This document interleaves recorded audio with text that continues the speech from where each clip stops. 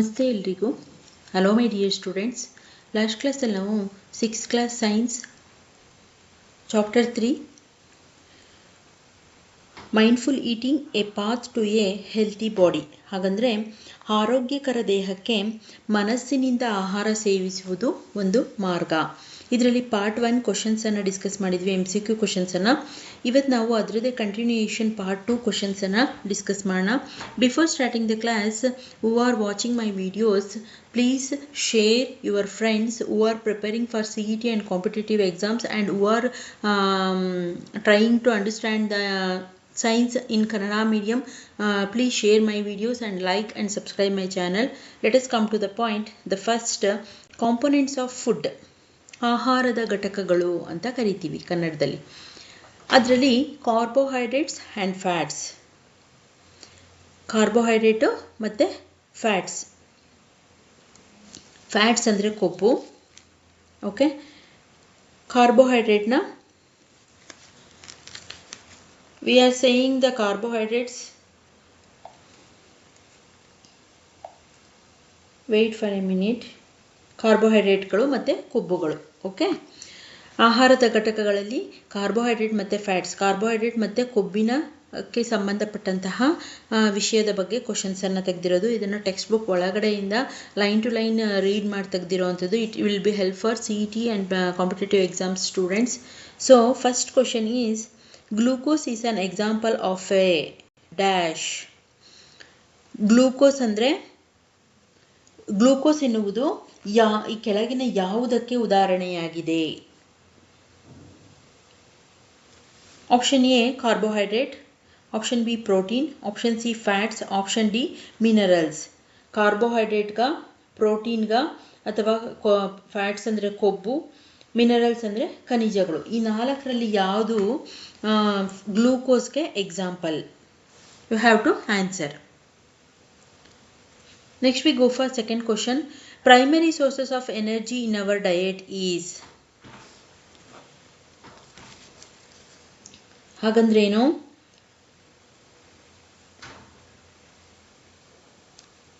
Primary sources of energy in our diet is.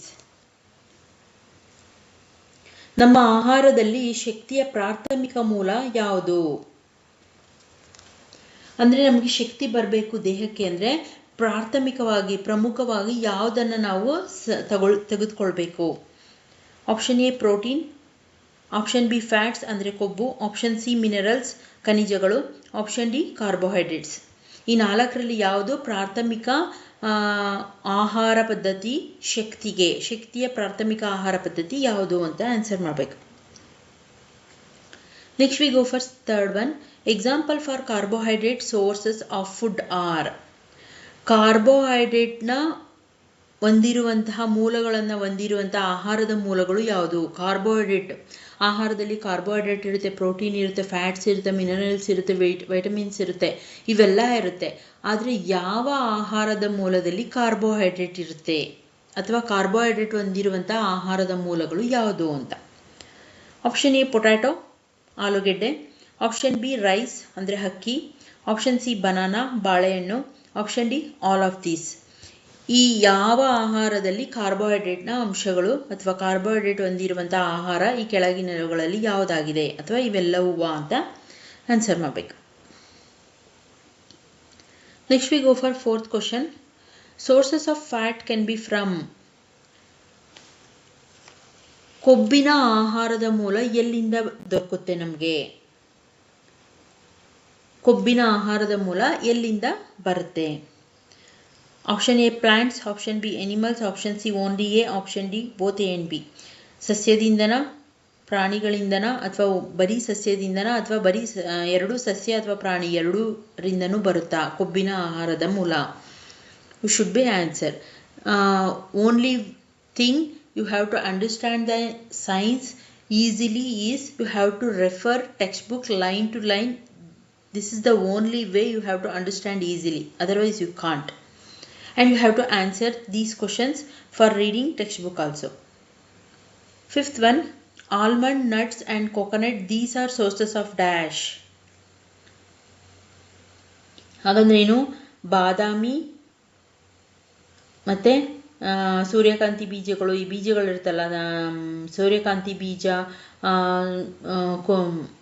Watermelon ಬೀಜ, ಇದೆಲ್ಲ ಇರುತ್ತಲ್ಲ ಅದು, ಮತ್ತು ತೆಂಗಿನಕಾಯಿ, ಇವೆಲ್ಲ ಯಾವ ಆಹಾರದ ಮೂಲಗಳಾಗಿದೆ ಅಂತ. Option A fats, option B minerals, option C protein, option D vitamins. Fats ಅಂದರೆ ಕೊಬ್ಬು, ಮಿನರಲ್ಸ್ ಅಂದರೆ ಖನಿಜ, ಪ್ರೋಟೀನ್ಸ್ ಅಂದರೆ ಪ್ರೋಟೀನ್ಸೇ, ವೈಟಮಿನ್ಸ್ ಅಂದರೆ ವಿಟಮಿನ್ಸ್ ಜೀವಸತ್ವಗಳು. ಓಕೆ, ಈ ನಾಲ್ಕರಲ್ಲಿ ಈ ಆಲ್ಮಂಡು, ನಟ್ಸು, ಕೊಕೊನಟ್ ಯಾವ ಆಹಾರದ ಗುಂಪಿಗೆ ಸೇರುತ್ತೆ?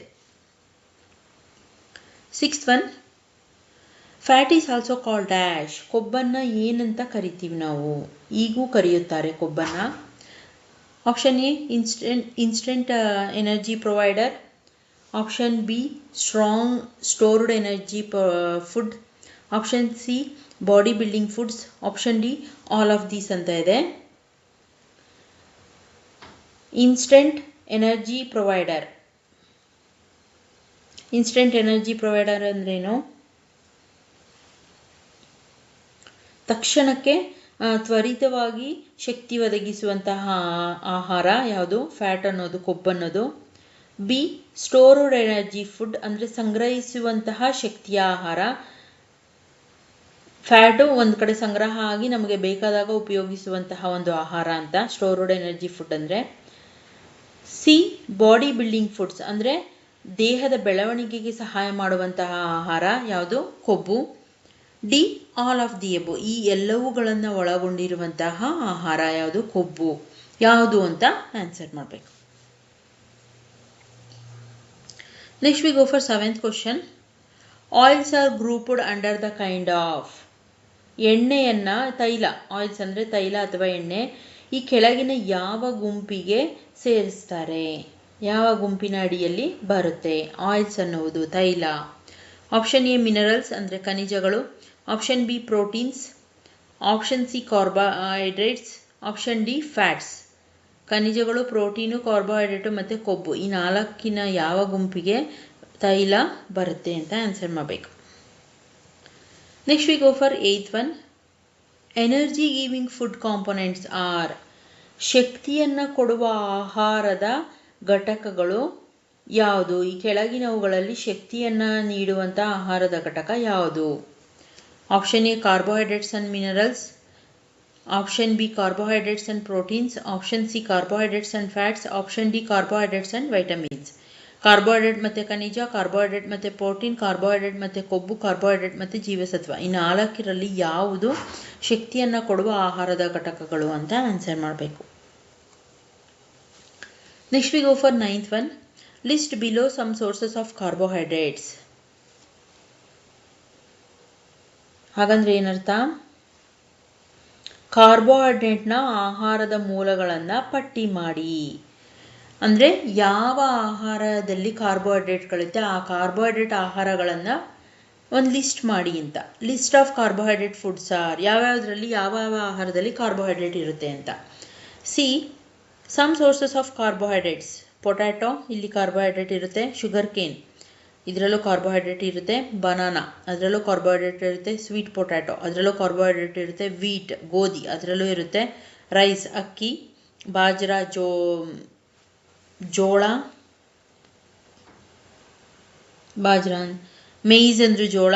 ಮ್ಯಾಂಗೋ ಅಂದರೆ ಮಾವಿನ ಹಣ್ಣು. ಪೈನಾಪಲ್, ಅನಾನಸ್ ಅಂತ ಏನು ಕರಿತೀವಿ ಅದು.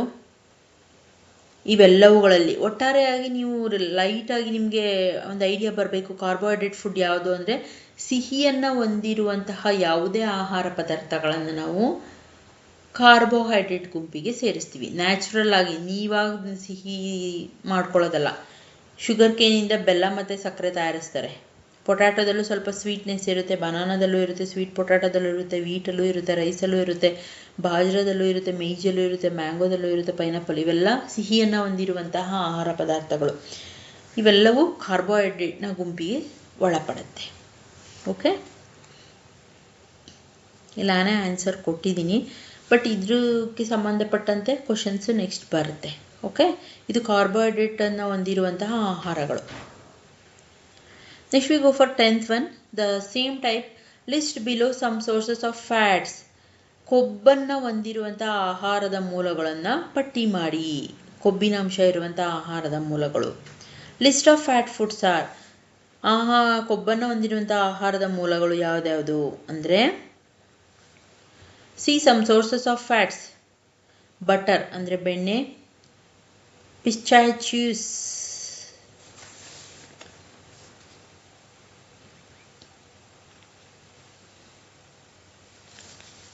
ಸನ್ಫ್ಲವರ್ ಸೀಡ್ಸ್, ಸೂರ್ಯಕಾಂತಿ ಬೀಜ, ಅದೇ ಥರ ವಾಲ್ನಟ್, ಪಿಸ್ಟಾಗಳು ಅಂತ ಪಿಸ್ಟಾಚ್ಯೂಸ್, ಆಮೇಲೆ ಗ್ರೌಂಡ್ನಟ್, ಕಡಲೆ ಬೀಜ, ಸೋಯಾಬೀನ್,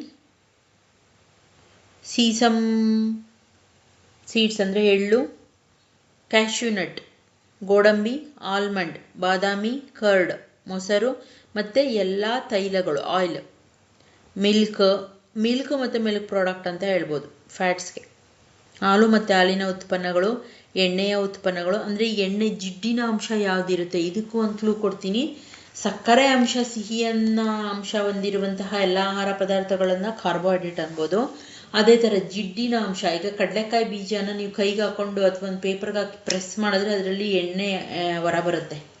ಸನ್ಫ್ಲವರ್ ಸೀಡು ಅಷ್ಟೇ, ಅದರಿಂದನೂ ಎಣ್ಣೆ, ಸನ್ಫ್ಲವರ್ ಆಯಿಲ್ ಮಾಡ್ತಾರೆ, ಗ್ರೌಂಡ್ನಟ್ ಆಯಿಲ್ ಮಾಡ್ತಾರೆ, ಸೀಸಮ್ ಆಯಿಲು ಮಾಡ್ತಾರೆ. ಈ ಎಣ್ಣೆಯ ಅಂಶ ಹೊಂದಿರುವಂತಹ ಬಟರ್ ಬೆಣ್ಣೆ, ಮಿಲ್ಕ್ ಹಾಲು, ಗೀ ತುಪ್ಪ, ಇಲ್ಲಿ ಕೊಟ್ಟಿದ್ದಾರೆ ನೋಡಿ ಗೀ, ಈ ಎಣ್ಣೆಯುಕ್ತ ಅಂಶಗಳು ಹಾಲು ಮತ್ತು ಹಾಲಿನ ಉತ್ಪನ್ನಗಳು ಮತ್ತು ಯಾವ್ಯಾವ ಎಲ್ಲ ಬೀಜಗಳಲ್ಲೂ ಎಣ್ಣೆ ಅಂಶ ಬರಲ್ಲ, ಕೆಲವೊಂದು ಇಲ್ಲಿ ಕೊಟ್ಟಿದ್ದಾರೆ ನೋಡಿ ಈ ಥರ. ಈ ಎಲ್ಲ ಯಾವ ಬೀಜದಿಂದ ಎಣ್ಣೆಯನ್ನು ತೆಗಿತೀವಿ ಆ ಬೀಜಗಳೆಲ್ಲವೂ ಫ್ಯಾಟ್ಗೆ ಸಂಬಂಧಪಟ್ಟಿರುವಂತಹ ಆಹಾರ ಪದಾರ್ಥಗಳಾಗಿರುತ್ತೆ. ನೀವು ಈಸಿಯಾಗಿ ತಿಳ್ಕೋಬೇಕು, ತಲೆಯಲ್ಲಿ ಇಟ್ಕೋಬೇಕು ಅಂದರೆ ಎಣ್ಣೆಯುಕ್ತ ಆಹಾರ ಪದಾರ್ಥಗಳೆಲ್ಲ ಕೊಬ್ಬಿನ ಗುಂಪಿಗೆ ಸೇರುತ್ತೆ. ಸಿಹಿ ಅಂಶ ಹೊಂದಿರುವಂತಹ ಆಹಾರ ಪದಾರ್ಥಗಳೆಲ್ಲ ಕಾರ್ಬೋಹೈಡ್ರೇಟ್ನ ಗುಂಪಿಗೆ ಸೇರುತ್ತೆ. Okay, this is what carbohydrates and fats. Next we go for 11th question. Milk products and pulses are good sources of dash. ಹಾಲು ಮತ್ತು ಬೀಜಗಳು, ಧಾನ್ಯಗಳು, ಪಲ್ಸಸ್. ಓಕೆ, ಇದು ಯಾವ ಗುಂಪಿಗೆ ಸೇರುತ್ತೆ? ಇದು ಯಾವ ಆಹಾರದ ಮೂಲ ಅಂತ. ಹಾಲು ಮತ್ತು ಪಲ್ಸಸ್, ದ್ವಿದಳ ಧಾನ್ಯಗಳು ಈ ಕೆಳಗಿನ ಯಾವ ಆಹಾರದ ಗುಂಪಿಗೆ ಸೇರುತ್ತೆ? Option A protein, option B fats, option C minerals, option D all of this. ಪ್ರೋಟೀನ್ಗೆ, ಕೊಬ್ಬಿಗೆ, ಖನಿಜಗಳಿಗೆ, ಈ ಎಲ್ಲವುಗಳಿಗೆ ಯಾವುದು ಅಂತ ಆನ್ಸರ್ ಮಾಡಬೇಕು. Next we go for 12th one. Polar bear enabling them to survive without eating because of dash. ಹಾಗಂದ್ರೆ ಏನು? ಪೋಲಾರ್ ಬೇರ್, ಹಿಮಕರಡಿ ಅಂತ ಏನು ಕರಿತೀವಿ, ಇದು ಆಹಾರವಿಲ್ಲದೆ ತುಂಬ ದಿನಗಳವರೆಗೆ ಬದುಕ್ಬೋದಂತೆ. ಇದು ಬದುಕಬಲ್ಲದು, ಆಹಾರದ ಅವಶ್ಯಕತೆ ಇಲ್ಲದೆ ತುಂಬ ದಿನಗಳವರೆಗೆ ಹಿಮಕರಡಿ ಮರುಭೂಮಿಯಲ್ಲಿ ಬದುಕುತ್ತೆ, ಹಿಮ ಪ್ರದೇಶದಲ್ಲಿ. ಓಕೆ, ಯಾವ ಕಾರಣದಿಂದ, ಹೇಗೆ ಅದು ಬದುಕುತ್ತೆ ಅಂತ, ರೀಸನ್ ಏನು? Option A lot of protein under there skin, lot of minerals under there skin, lot of glucose under there skin, D lot of fats under there skin. ಹಾಗಂದ್ರೆ ಏನರ್ಥ?